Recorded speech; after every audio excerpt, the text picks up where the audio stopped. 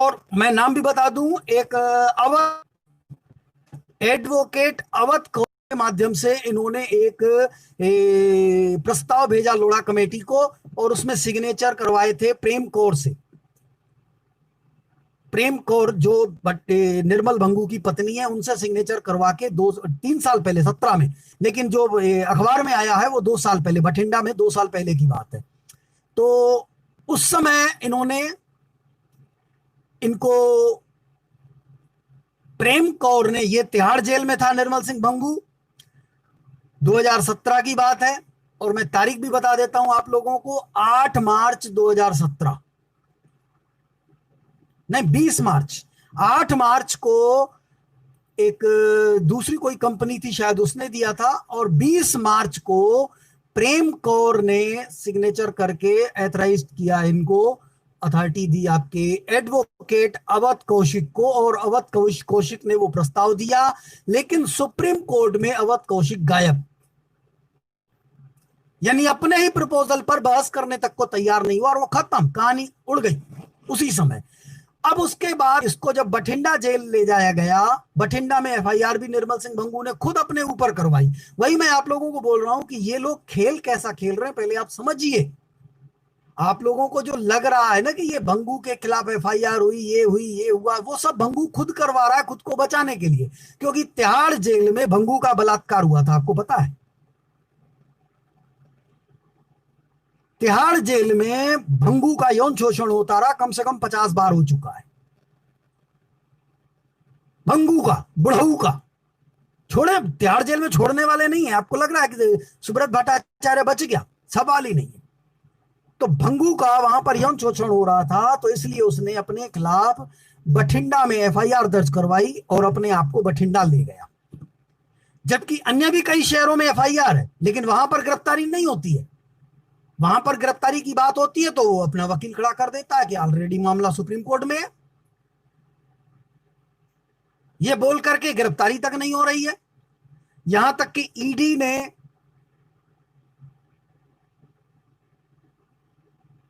2018 में प्रकरण दर्ज किया, सितंबर में नए सिरे से फिर से एक एफआईआर दर्ज की मनी लॉन्ड्रिंग एक्ट में, तो उसमें भी ईडी गिरफ्तार करने नहीं गई। अब जो भी बात रही हो, उसने कहा कि मामला सुप्रीम कोर्ट में, हम अदालत में पेश हो जाएंगे, और ऑलरेडी हम जेल में ही तो है ना, हमें आप दोबारा गिरफ्तार करके आप काहे को पेश कर रहे हो, हम तो जेल में ही हैं, अदालत बुलवा लेगी, हम कोई भागे थोड़ी जा रहे हैं, क्योंकि वो बठिंडा जेल में था। तो इसके बाद ईडी ने वो चालान पेश कर दिया दिल्ली की 30 हजारी कोर्ट में, और 30 हजारी कोर्ट से जब नोटिस गया बठिंडा जेल को, और वहां से भंगू का वकील आया, और फिलहाल उन्होंने जमानत की अर्जी नहीं दी। उन्होंने कहा ठीक है, मेरे को डॉक्यूमेंट्स दिए जाए, मैं अगली पेशी पे आके और अपना पक्ष रखूंगा। और फिर भंगू चला गया सुप्रीम कोर्ट, और सुप्रीम कोर्ट में कहा कि भाई उस 30 हजारी केस के वाले केस को भी सुप्रीम कोर्ट बुलाया जाए, सारे केस यहीं पर सुनवाई हो, क्योंकि ऑलरेडी 100 से ज्यादा केस यहीं चल रहे हैं, तो इसको भी इधर ही बुलाया जाए। फिर 30 हजारी कोर्ट से भी वो केस ट्रांसफर हो गया। तो मैं वही कह रहा हूं, तो बठिंडा का केस क्यों नहीं वो सुप्रीम कोर्ट ट्रांसफर करवा रहा है? आप दिमाग लगाइए। इतना अगर आप लोगों को दिमाग नहीं है साथियों, तो फिर आपको पैसा कैसे मिलेगा? मुझे तो समझ में ये नहीं आ रहा है, क्योंकि जीरो चैनल आप लोगों को जो जानकारी दे रहा है, जिस रास्ते पे आप लोग जब आगे बढ़ते हैं, लेकिन कुछ आगे चलने के बाद जब जीरो चैनल खुद, यानी मैं आप लोगों की जब गतिविधियां देखता हूं, तो मैं हैरान हो जाता हूं कि कैसे हम लोग जीत पाएंगे, हम चाहते क्या हैं, हम कर क्या रहे हैं, मतलब आप लोगों को कुछ भी होश ही नहीं है।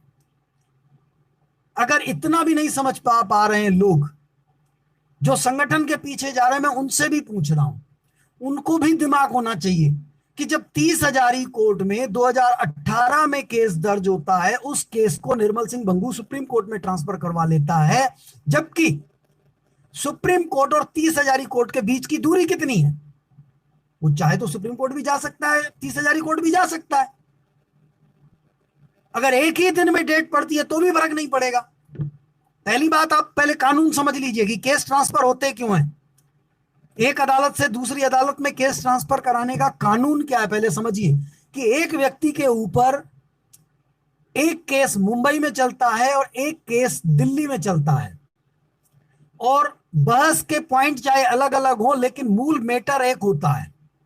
मूल मेटर एक, यानी यहां तक कि मूल मेटर पीएससीएल, उसमें लिया गया पैसा, उस पैसे का मिसयूज, क्योंकि मिसयूज हुआ है तभी तो भुगतान नहीं हो पा रहा है, और उस पैसे का भुगतान न होना, ये सारे मेटर अलग अलग हैं, लेकिन मूल मेटर एक ही है, पीएससीएल।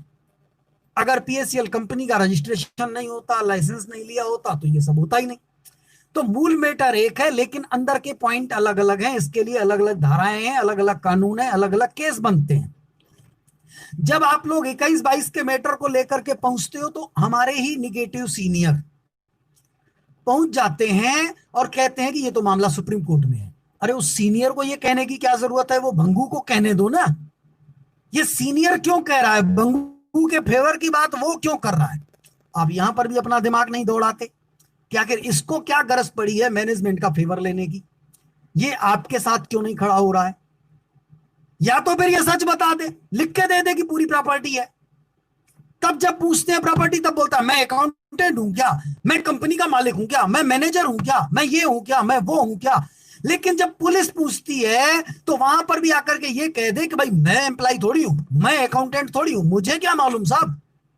लेकिन वहां पर वो ये नहीं बोलता, वहां पर ये बोलता है साहब वो तो मामला सुप्रीम कोर्ट में है, कंपनी ने डीडी बनाई थी, ये आरोप तो झूठे हैं।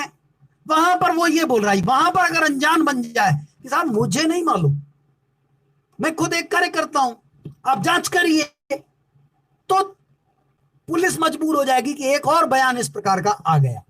लेकिन वहां पर बंदा ये नहीं बोलता है, वहां पर बोलता है मामला सुप्रीम कोर्ट में है, डीडी बनी है, यानी सारी बातें वो कंपनी के फेवर की करता है।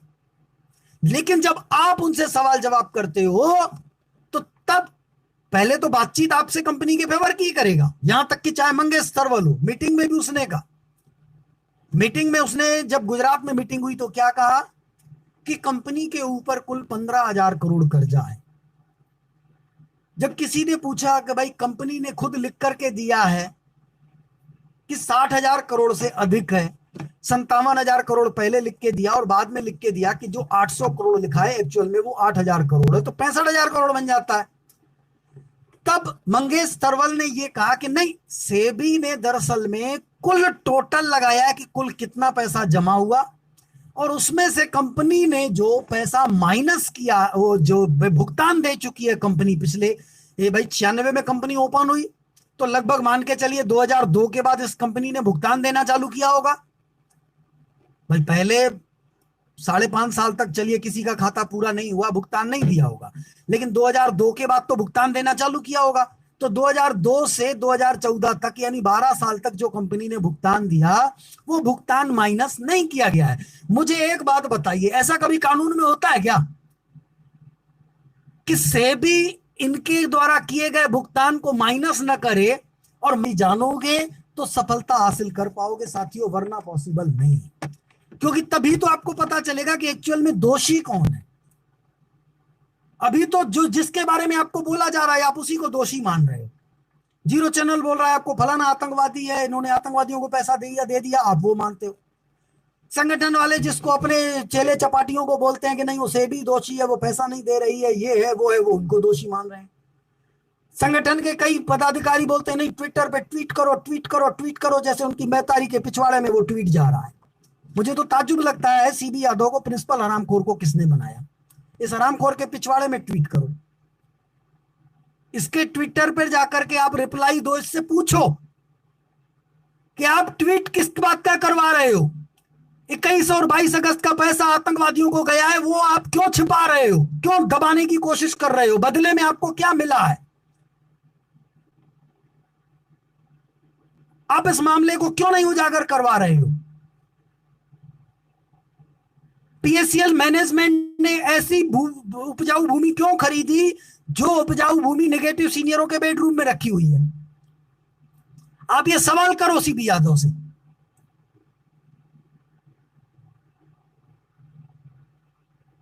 भाई उनसे पूछो, क्योंकि संपत्तियां 11,000 करोड़ की हैं। या तो लिख के दे दो कि संपत्तियां ज्यादा है, आपको पता है तो, और नहीं पता है तो फिर झूठ क्या है सच क्या है ये फैसला कौन करेगा?